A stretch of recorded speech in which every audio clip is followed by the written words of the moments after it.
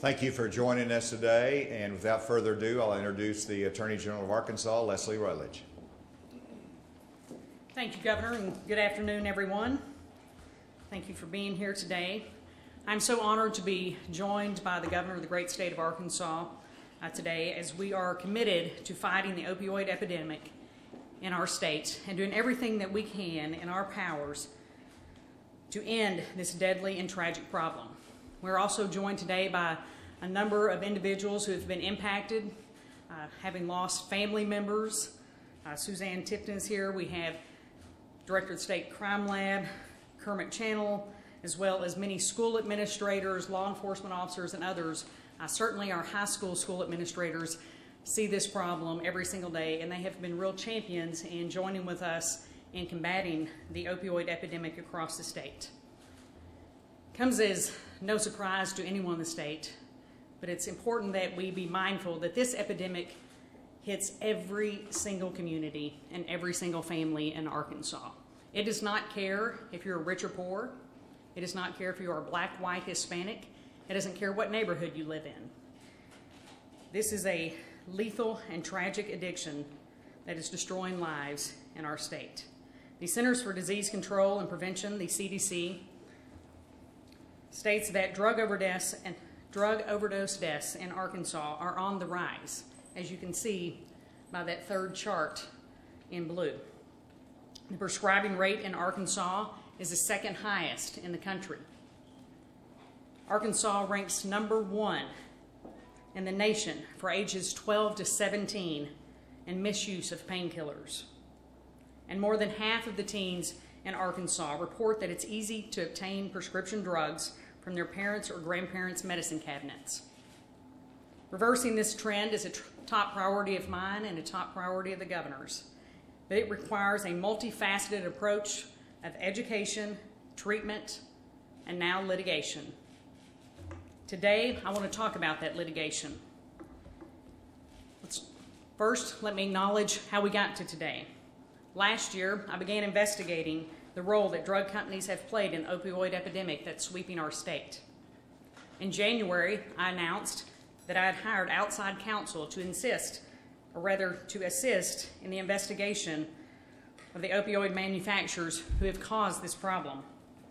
And today, we are filing suit on behalf of the state of Arkansas against 3 opioid manufacturers: Purdue, Johnson & Johnson, and Endo.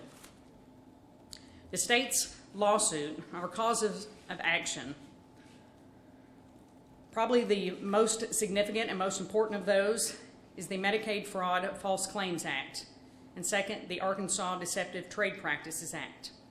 We are alleging in this suit that the actions of these manufacturers caused prescriptions for opioids to be written, filled, and paid by the Arkansas Medicaid program. But for the intentional misrepresentation and lies of these companies, these Medicaid claims would not have been paid. Likewise, we're alleging violations of the Arkansas Deceptive Trade Practices Act. These lies told by manufacturers resulted in Arkansans purchasing and taking opioids, believing that they were safe and the risk of addictions were low. While we do not know the exact cost to Medicaid yet, we do know that it has cost Medicaid millions of dollars. We are also seeking to recover damages for the impact that the opioid abuse has had on Arkansas law enforcement and state government. The health and well-being of the public must always come first. Drug companies should never place their desire for profits above the health and well-being of their customers or the communities where their customers live. In short, these manufacturers lied. They broke the rules and helped unleash a healthcare crisis that has had far-reaching financial, social, and deadly consequences in Arkansas and across the nation. Opioids are an extraordinarily powerful narcotic. Purdue, Johnson & Johnson, and Endo manufacture, market, and sell prescription opioids, including brand name drugs like Oxycontin, Duragesic, and Percocet, and generic drugs like oxycodone and hydrocodone. Historically, these powerful narcotic painkillers were considered too dangerous and addictive for treatment of long-term chronic pain like back pain, migraines, and arthritis. They were used predominantly to treat severe pain of life-threatening illnesses like cancer. However, by the late 1990s and continuing today, these companies have engaged in marketing schemes designed to change how opioids should be used. The companies develop a relatively simple marketing strategy to increase the demand for their drugs so that way they could reap large benefits from a lucrative and captive market. They knew that if they could persuade doctors and patients that opioids can and should be used for chronic pain, they could reach a far broader group of patients that were much more likely to become addicted to these powerful narcotics. To carry on this scheme, the drug companies have spent, and some continue to spend, millions of dollars on promotional materials that falsely deny or play down the risk of opioids while overstating the benefits of using them for chronic pain. At the same time, these companies falsely touted the benefits of long-term opioid abuse, including the supposed ability of opioids to improve function and quality of life, even though there was no good evidence to support these claims. The companies worked hard to change the long-standing medical understanding of opioids in order to exploit the lucrative market for chronic pain treatments. The defendants created key opinion leaders and front groups to mislead doctors. Purdue, Johnson & Johnson, and Endo disseminated these messages directly through their sales representatives. The companies then used key opinion leaders and front groups to taint the sources that doctors and patients relied on for neutral guidance, such as treatment guidelines. Continuing medical education programs, medical conferences, and seminars and scientific articles were all used. Over time, they were able to successfully persuade many doctors and patients into believing that the dangers and addictive qualities of the drugs were untrue and that compassionate treatment of pain required opioids. The companies knew that its misrepresentations of the risk and benefits of opioids were directly contrary to scientific evidence. These companies' efforts have been wildly successful and have made opioids the most prescribed class of drugs. Opioids generated $11 billion in revenue for drug companies in 2014 alone. What has been the impact on Arkansas? Arkansas has been disproportionately impacted and affected by the deceptive practices of these companies, and we're confronting a public health crisis of historic proportions. In 2016, Arkansas had the highest opioid prescribing rate in the country, and there were more opioid prescriptions issued in the state than there were Arkansans. Enough to supply every man, woman, and child in Arkansas with 78 opioid doses each. 26 million pills were dispensed in 2016. Since 2000, Arkansas has seen more than 600% increase in prescription opioid overdoses. Today, prescription opioids are the leading cause of drug-related death in Arkansas by a wide margin. This display next to me is 401 prescription pill bottles. These 401 prescription pill bottles represent the 401 Arkansans that we lost in 2016 to prescription drug and opioid deaths.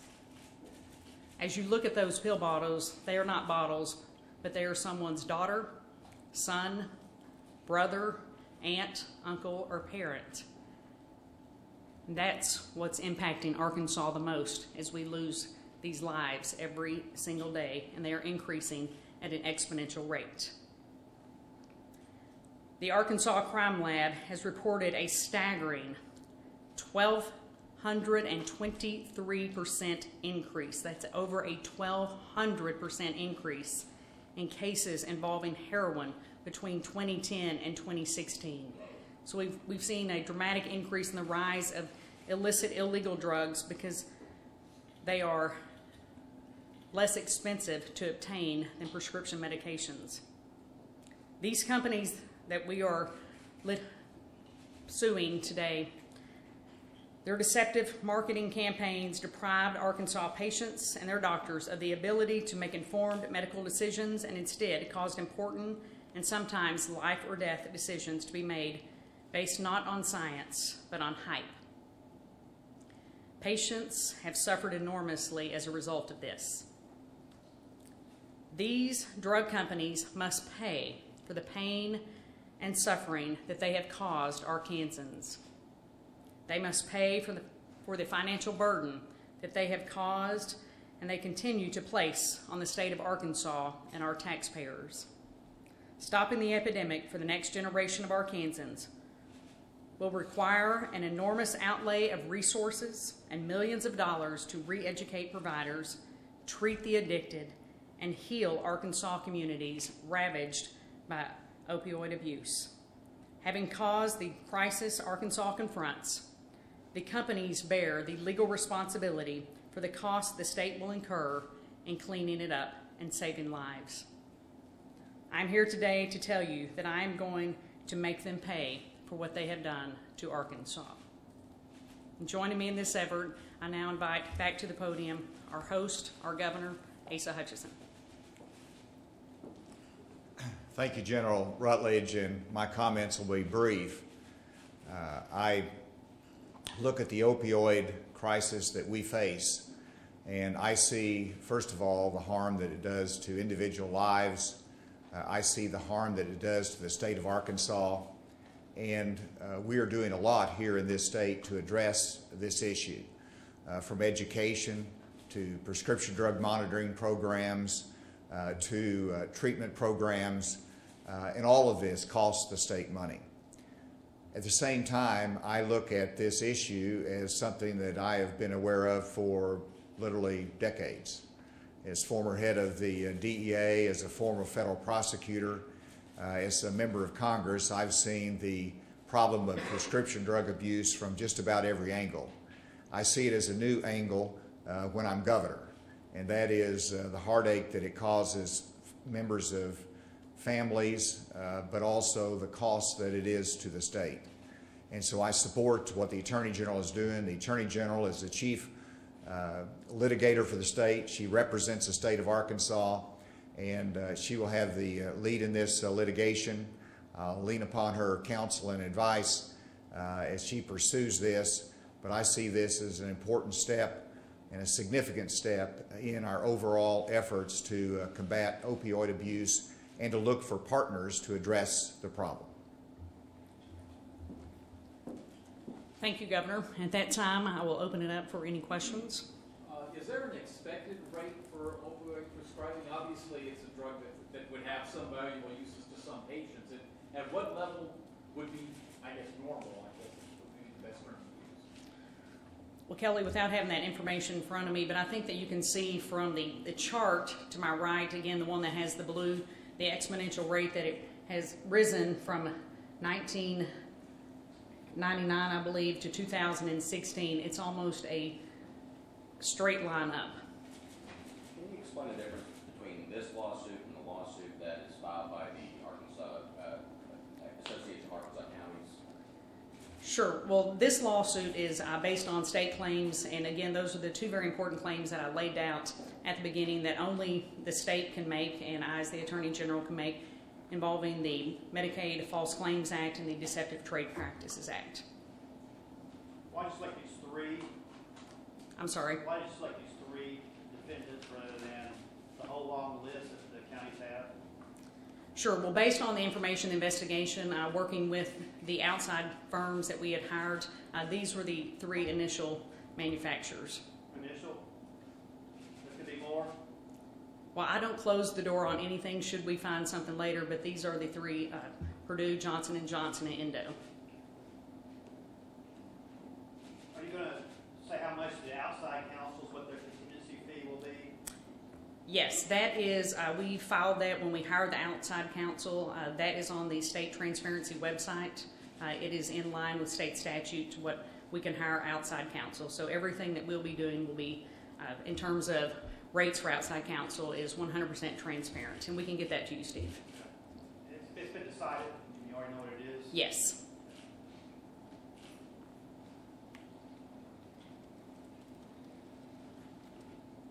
Any further questions? Yeah, I know you can't say specifically, but in your opinion, how much do these drug manufacturers owe the state of Arkansas?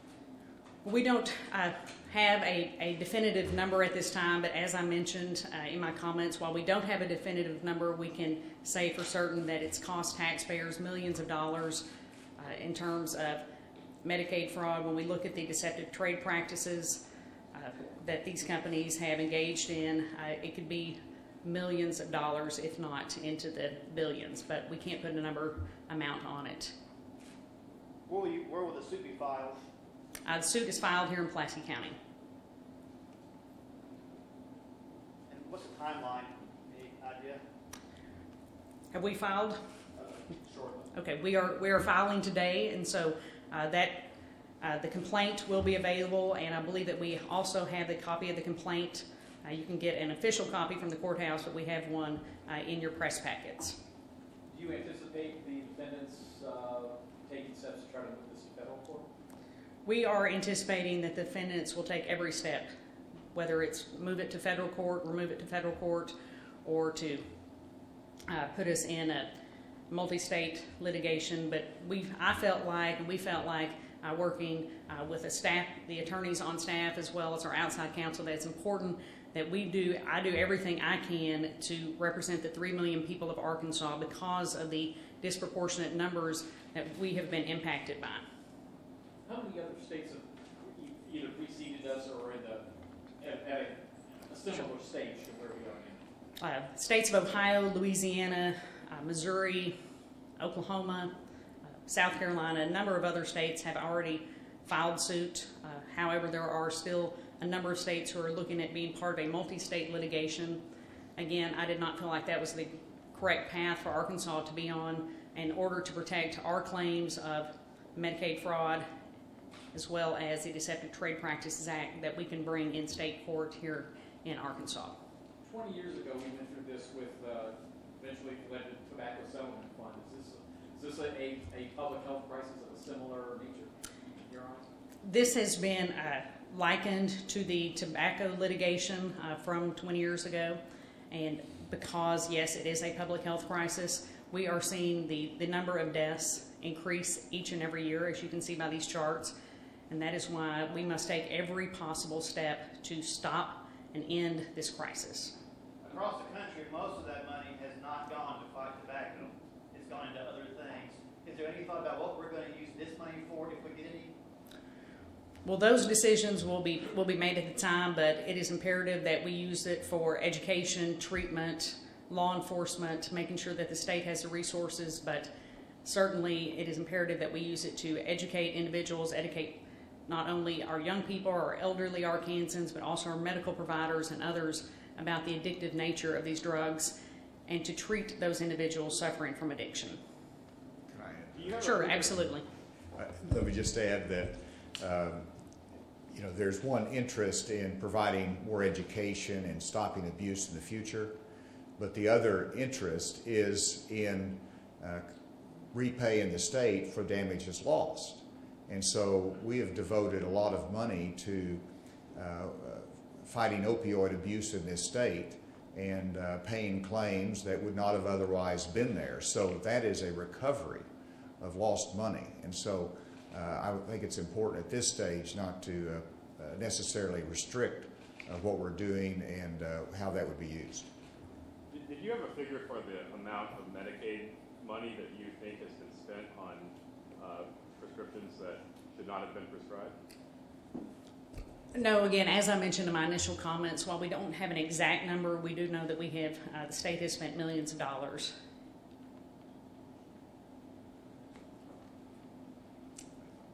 All right, well, thank you all so much for being here today. If I could go briefly off topic then, on the execution front, any steps on Don Davis, and then of course we have the ruling today regarding the execution drugs and the secrecy involving that. Is that final? I mean, we won't go any farther with that. And then what's the progress on execution drugs as far as obtaining drugs? Sure, and With regard to the Supreme Court's decision today, same comment that I had, that this is the same decision that the court had made previously, where we must disclose, but with certain things redacted from that. And so while I am pleased that we're protecting the suppliers, I am disappointed that the court, again, has determined that we must disclose manufacturers. However, that information will be redacted, same as it has been in the past. And nothing new in terms of, we have not asked the court to, or the court, rather, we have, you can tell I'm a lawyer. I have not asked the governor to set an execution date. Thank you all again for being here.